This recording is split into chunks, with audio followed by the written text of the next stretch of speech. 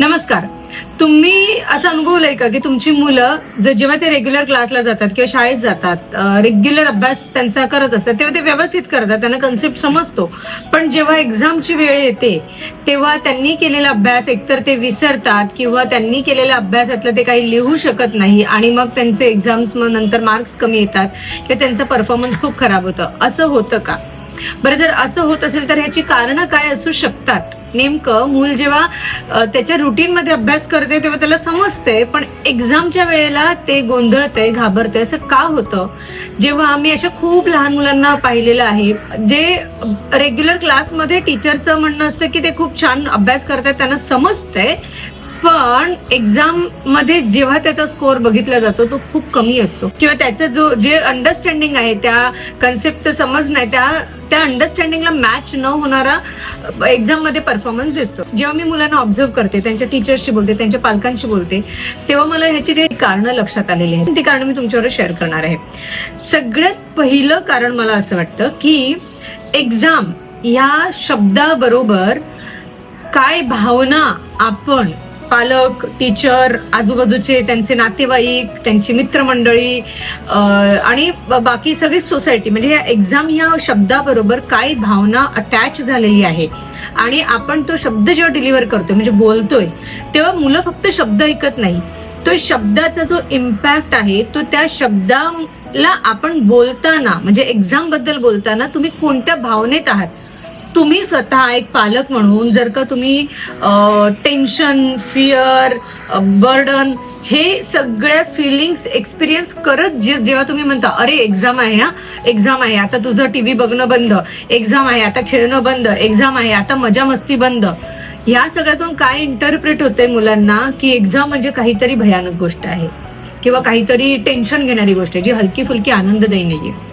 एकतर हे एक कारण आहे की त्या एक्झाम या शब्दाबरोबर आपण कोणती फिलिंग अटॅच करतोय आणि ती ट्रान्सफर करतोय बोलताना. दुसरी गोष्ट मी ही ऑब्झर्व्ह केली, बऱ्याचशा कुटुंबामध्ये काय होतं, आई वडील जर का चांगल्या पदावर आहेत, म्हणजे कुठेतरी छान असं कॉर्पोरेटमध्ये चांगला जॉब करतायत किंवा शिक्षक, खास करून टीचर म्हणून जर का फॅमिली असेल तर त्या टीचरला, मग आई टीचर असेल किंवा वडील टीचर असतील तर त्यांना आणि चांगल्या एज्युकेटेड फॅमिलीला माझ्या मुलाला जर कमी मार्क पडले तर माझ्या स्टेटसचा भाग आहे, तर माझं नाव खराब होईल किंवा मी माझ्या फ्रेंड सर्कलमध्ये काय सांगू, माझ्या मुलाला एवढेच मार्क मिळाले किंवा माझ्या मुलीला इतकेच मार्क मिळाले.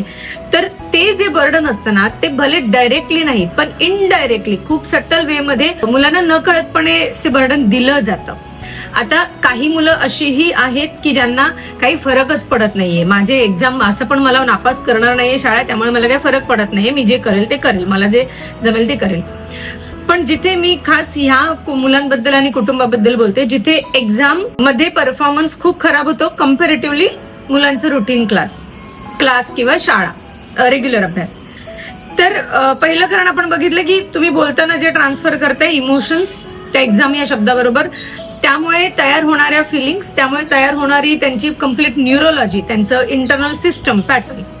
दुसरं कारण की स्टेटस, माझ्या एक्झामच्या परफॉर्मन्सवर माझ्या आईवडिलांचा आनंद अवलंबून आहे, माझ्या एक्झामच्या परफॉर्मन्सवर माझ्या आईवडिलांचं नाव, त्यांचं चांगलं होणार की खराब होणार हे डिपेंड आहे. माझ्या एक्झामच्या परफॉर्मन्सवर मला जजमेंट्स सगळे डिपेंड आहेत. हे एक कारण आहे की ज्यामुळे फिअर इंड्यूस होतो, स्ट्रेस इंड्यूस होतो आणि तो डायरेक्टली असोसिएट असतो एक्झाम बरोबर. तिसरं कारण, ह्या सगळ्या गोष्टींवरून मला, म्हणजे मुलांना असं वाटतं की माझं त्यांची व्हॅल्यू जी आहे किंवा त्यांच्या पर्सनॅलिटीचं, त्यांच्या कॅरेक्टरचं जे काही मोजमाप केलं जाणार आहे ते सगळं मार्कांवर डिपेंड आहे. म्हणजे मी जर का परीक्षेमध्ये मार्क चांगले मिळाले तर मी एक चांगला मुलगा, चांगली मुलगी असणार आहे आणि ते माझी कॉलर टाईट होणार आहे आणि त्यामुळे माझ्या आईवडिलांची कॉलर टाईट होणार आहे. आणि जर का मी नापास झालो किंवा मी नापास झाले आणि मला चांगले मार्क नाही मिळाले तर मी एक व्यक्ती म्हणूनच खराब आहे, एक व्यक्ती म्हणूनच मी काही कामाची नाहीये. अशा प्रकारची जेव्हा भावना आपण कुठेतरी आपल्या कॉन्व्हर्सेशन्स मधून तयार करतो, ओके, मग हे कॉन्व्हर्सेशन्स डायरेक्टली नसतील, कदाचित न कळत असतील, तर या गोष्टींचा जो काही एक्झाम ह्या शब्दाशी जे सगळं असोसिएशन लागतं, वेगवेगळ्या पॅटर्न्सचं, वेगवेगळ्या जजमेंट्सचं, वेगवेगळ्या मोजमापांचं आणि वेगवेगळ्या भावनेचं, हे सगळं काय करतं, मेंदूमध्ये स्ट्रेस क्रिएट करतं, मेंदूमध्ये ऍक्च्युअली भीती क्रिएट करते. तुम्हाला साधं एक उदाहरण देते. तुम्हाला एका तुमच्या ऑफिसमध्ये की तुमच्या कामाच्या ठिकाणी तुम्हाला एक प्रोजेक्ट दिला आणि ह्या प्रोजेक्टवर तू काय आउटपुट काढणार आहेस त्याप्रमाणे तुझी पर्सनॅलिटी पूर्णपणे जज होणार आहे किंवा तू व्यक्ती म्हणून कशी आहेस, कसं आहे हे जज होणार आहे. जेव्हा हा ताण जेव्हा असतो तेव्हा तुमचा परफॉर्मन्स कसा असणार आहे, तो खूप चांगला असणार आहे का? काही जणांना स्ट्रेसमध्ये खूप चांगलं काम करता येतं, पण काही जणांना स्ट्रेसमध्ये खूप चांगलं काम नाही करता येत. मी त्या मुलांबद्दल बोलते जी मुलं एक्झामच्याच वेळेला भीतीमध्ये जातात आणि केलेला अभ्यास विसरून जातात. त्यांना कदाचित हा स्ट्रेस न कळतपणे येणारी ती भीती ती हँडल करता येत नाहीये आणि ती भीती, तो तणाव त्यांच्या परफॉर्मन्सवर परिणाम करतोय आणि ते सगळं विसरतंय. कारण त्या पॉइंटला मानसिक अवस्था ही अशी अवस्था होते की जी चांगलं परफॉर्म करू शकत नाहीये, तिथे तो परफॉर्मन्स ब्लॉक होतोय. मग मुलांचा केलेला अभ्यास आठवणं असेल, लिहिणं असेल, क्रिएटिव्ह थिंकिंग असेल, कुठेतरी बॅक ऑफ द माइंड काहीतरी असं सर्किट एक्झिक्यूट होतंय इंटरनली, जे की ह्या सगळ्या गोष्टी स्टॉप करतं. आता यावर पर्याय काय आहे, मला माहिती असलेले सुचलेले पर्याय मी तुम्हाला सांगते आणि हे मी स्वतःही प्रॅक्टिस करते माझ्या घरी. सगळ्यात आधी एक्झाम ह्या शब्दाबरोबर जे काही हेवी इमोशन्सचं, भीती आणि स्ट्रेस ह्या सगळ्या गोष्टींचं जे काही इक्वेशन लागलेलं आहे, जोडलं गेलेलं आहे, पहिला ते डिटॅच करा. सगळ्यात आधी ते डिटॅच करणं महत्वाचं आहे. म्हणजे exam okay, that is a measurement. तू आतापर्यंत काय शिकलाय, तुला किती समजले आणि तुला किती येते, पुढे तुला पुढचं अभ्यासात न्यायचं की नाही न्यायचं, या सगळ्याचं मेजरमेंट हे त्या एक्झामवर आहे. त्यामुळे डू इट वेल, तू अभ्यास व्यवस्थित कर आणि तुझ्या एक्झामला अपियर हो. हे इतक्यापर्यंतच मर्यादित असावं. त्याला वेगवेगळ्या तुमच्या स्वतःच्या लिमिटेशन्स, तुमचे स्वतःचे पास्ट एक्सपिरियन्सेस एक्झाम बद्दलचे ते अटॅच करून तुमची भीती त्या एक्झाम या शब्दात टाकू नका. ही पहिली गोष्ट. दुसरी गोष्ट, खूपदा असे काही फॅमिलीज आहेत की जे एक्झाम आहे, टीव्ही बंद, खेळ बंद, गप्पा बंद, मजा मस्ती बंद, हे बंद. पण याने काय होतंय, ज्या गोष्टींमुळे मुलांचा मेंदू रिलॅक्स स्टेटमध्ये जातोय, चांगल्या हॅपी स्टेटमध्ये जातोय, त्या सगळ्या गोष्टी तुम्ही ब्लॉक करतायत, त्या सगळ्या गोष्टी बंद करतायत आणि त्याच्या मेंदूला सांगतायत की नो आनंद, नो हॅपीनेस, नो मज्जा, जस्ट फोकस ऑन अभ्यास. म्हणजे काय होतं, एका बाजूला हे सगळं मज्जा आहे आणि एक्झाम ही मज्जा नाहीये, हे इक्वेशन इनडायरेक्टली लावलं जातं. त्यामुळे असं न करता एक तरी त्यांची आवडती ऍक्टिव्हिटी त्यांना करायला द्या. 3-4 तास अभ्यास करणार, त्यांचे सगळे तासाभराचे खेळ बंद करून त्यापेक्षा त्यांना अर्धा तास त्यांच्या आवडीचा खेळ खेळू देत. त्यांना जे काही गप्पा मारायच्या आहेत, त्यांना जी काही मज्जा करायची ती अर्धा 1 तास खेळू देत आणि 4 तासापैकी 3 तास त्यांना अभ्यास करू देत. म्हणजे काय होतंय की तुम्ही मेंदूला त्यांच्या ट्रेन करतायत की ही मज्जा जी त्यांनी एक्सपिरियन्स केली ती मज्जा त्याच्या अभ्यासात पण येऊ देत.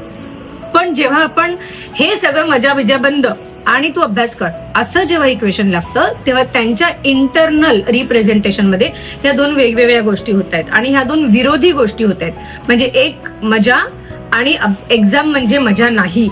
आता ज्या गोष्टीत मजा नाही त्या गोष्टीमध्ये मेंदू काय परफॉर्म करणार. त्यामुळे एकतर त्या एक्झाम ह्या वाक्याशी रिलेटेड सगळ्या गोष्टी डिटॅच करा. दुसरं, त्यांना त्यांच्या आवडीचा खेळ खेळू दे. आणि तिसरं, त्यांना हे जाणून द्या तुमच्या वागण्यातून, फक्त बोलण्यातून नाही, तुमच्या वागण्यातून त्यांना जाणवून द्या की एक्झाम हे मेजरमेंट आहे. त्या विषयाचं त्या कन्सेप्ट तुला किती समजलंय त्याचं मेजरमेंट आहे. तुझ्या आयुष्याचं आणि तुझ्या व्यक्तिमत्वाचं मेजरमेंट म्हणजे एक्झाम नाही. ही गोष्ट त्यांना समजावून द्या तुमच्या वागण्यातून. ती स्पेस आणि तो ट्रस्ट क्रिएट करा आणि बघा, मूल तुमचं एक्झामला घाबरणार नाही. ते आनंदाने, ते फ्रीली जे त्याला येते ते परफॉर्म करेल. जर परफॉर्मन्स खराब आला तर बसून गप्पा मारा, चेक करा की पुढे काय केलं पाहिजे जेणेकरून तो परफॉर्मन्स अजून इम्प्रूव्ह होईल. कुठे अडतंय, कुठे एक्सपर्टची मदत घ्यायची असेल ती घ्या, काय डिस्कशन्स करायचे करा, ब्लेम गेम करण्यापेक्षा. मला असं वाटतं ह्या 2-3 गोष्टी जरी पालकांनी, म्हणजे आपण सगळ्यांनी जर का फॉलो केल्या तर एक्झामचं असोसिएशन बऱ्याच अंशी बदलेल. करून बघा आणि मला कळवा कमेंट सेक्शन मध्ये तुमचं यावर मत काय आहे, तुम्हाला कसा एक्सपिरियन्स येतोय आणि हे सगळं जर तुम्हाला पटतंय तर इतर पालकांबरोबर पण शेअर करा. धन्यवाद.